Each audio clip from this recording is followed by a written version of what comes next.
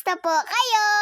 Very late na nga po pala kaming nagising kaninang umaga. Wala naman po kaming pasok kaya hinahayaan po kami ni Mama na kahit anong oras po kami gumising. 11 o'clock na nga po pala akong bumangon kaninang umaga. O di po ba, magtatanghalian na nga po kung tutuusin. Bumangon na nga po pala ako mga loves nung naririnig ko na po na may ginagawa si Mama sa kusina. At naaamoy ko na nga din po ang niluluto niya. Kaya pagbangon ko po ay dumiretso po agad ako kay Mama sa kusina. Para po kasing alam ko na kung ano po yung niluluto niya. O di po ba, magang-maga pa nga po yung mata ko sa sobrang sarap ng tulog ko. Sabi ko na nga po ba na adobo po yung niluluto ni Mama. Amoy pa nga lang po kasi mga loves ay memorize ko na po. Lagi ba naman po kaming nag-aadobo? Kaya eto nga po, tinignan ko po yung niluluto ni Mama. Ako na nga lang din po pala ang naghalo dahil po may ginagawa siya.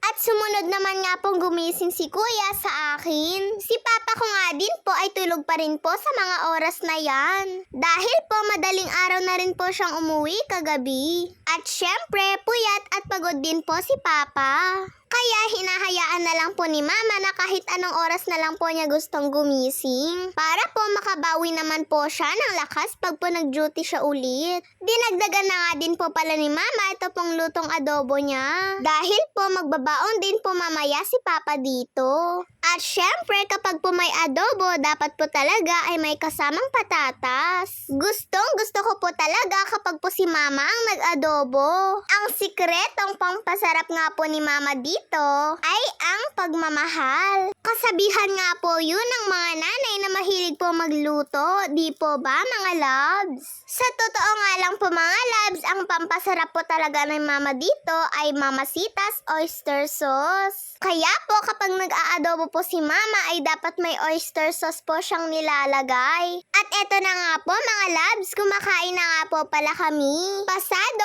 12:00 na nga po pala kaming kumain sa mga oras na yan. Dahil nga po wala po kaming almusal kanina, ito nga po tinodo ko na pong kumain. Kapag nga po adobo ang inuulam po namin mga loves ay nakakarami din po talaga kami ng kain. Eto na nga po at nakabihis na din po si Papa dahil papasok na din po siya. Kada hapon na nga po palang schedule po ni Papa sa duty niya ngayon. Umaambon-ambon pa naman po sa mga oras na yan. Kaya lagi pong sinasabihan ni Mama si Papa na mag-ingat lang po siya sa pagdadrive. Dahil po basa at madulas ang kalsada. At eto nga po mga loves, merienda po tayo ng burger. Hindi ko nga po alam kung kailan po yung huli po naming kain ng burger. Medyo matagal-tagal na nga din po pala yun mga loves. At ngayon na naman nga po ulit kami nakatikim nito. Yun lang po mga loves. Maraming salamat po sa panonood nyo. Mag-iingat po kayo palagi. God bless to all. Bye-bye po.